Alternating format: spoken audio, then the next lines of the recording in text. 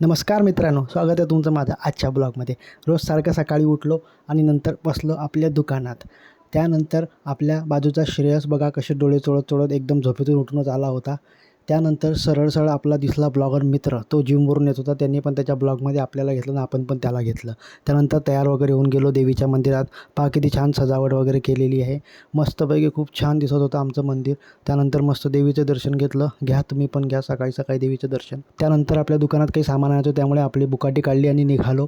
सरळ सरळ जाता जाता वाटेतच आपल्याला बघा किती छान दुर्गादेवीची मूर्ती दिसली, तिचं दर्शन घेतलं। त्यानंतर आपला लहान भाऊ आला आणि बोलला मी चाललो काड्या आणायला। कोणत्या काड्या? रावणासाठी का? तू बनवणार आहे का रावण? तुला येते का बनवता? त्यानंतर रुद्राज मस्तपैकी तयार होऊन आला आणि बोलला मी चाललो आता लेझिम खेळायला। मी त्याला म्हटलं कोणत्या लेझिम? तर मित्रांनो, आज आमच्या मंडळाने मलकापुरात लेझिमची स्पर्धा ऑर्गनाईज केली होती, त्यासाठी आम्ही पण गेलो होतो। बघा किती छान परफॉर्मन्स चालू आहे।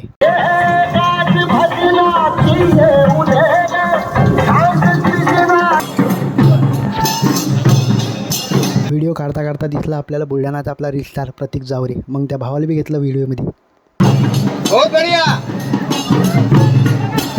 त्यानंतर आमच्या मंडळाची लेझिम चालू झाली। बघा किती मस्त राऊंड रंगला आमचा।